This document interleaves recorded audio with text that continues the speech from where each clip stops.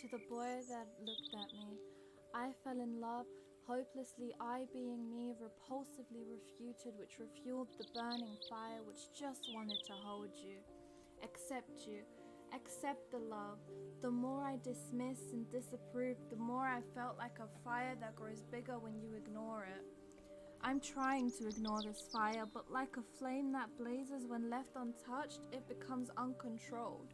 The feeling became uncontrolled. Now I live day by day wondering, what if I just told you? You may have not accepted it, but at least you would know.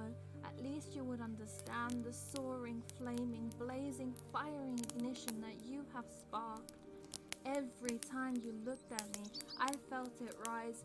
Every time you touched my hand or your hands ruffled through my hair, I felt it. I felt that unavoidable sense of feeling that we described as the L word. You told me not to worry. Besides the ignited inferno that we both shared, you told me I am here.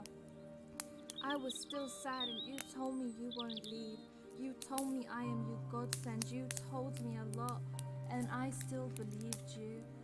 Despite the second thoughts of insecurities, I said age, you said no. No is what you told me. You told me I'm here.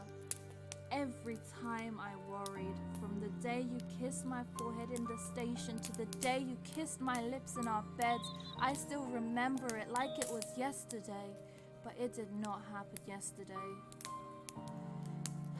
You said you would never leave, but deep down I knew. I told you what I knew. You always reassured me as if you were dominating my mindset, filling it with all these thoughts that were trespassing my barrier, possessing my mind, inflaming my head, heart, and soul.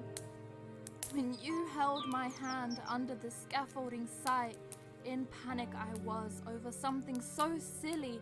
You told me not to worry. Holding my hand tighter, making me feel stronger and better.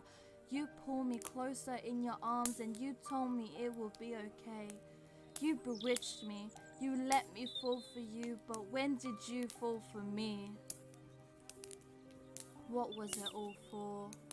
You said serious, I said genuine in my mind, thinking for the far-reaching journey, accepting and allowing the consuming of the gas you gave to light the fire. You controlled the fire.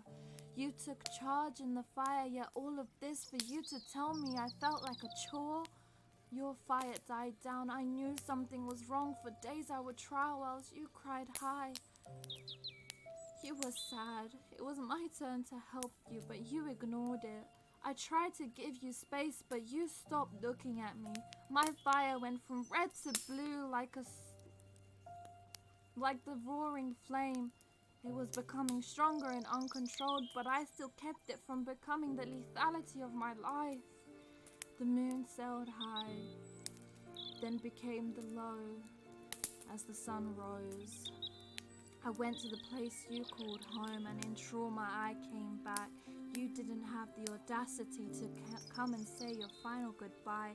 Whether it's you being selfish or scared, my fire was roaring louder in anguished anger and desperate despair. I controlled it. I tried and I cried, but I thought I did it. I was in panic. I needed some water. In panic I went to buy some water, and there you was standing right outside the shop. I panic and I panic even more at this presenting presence. I am panting and panicking, breathing, sighing and fighting the tempting crying. It's disgusting what you did, and yet here I still am taming the sparks.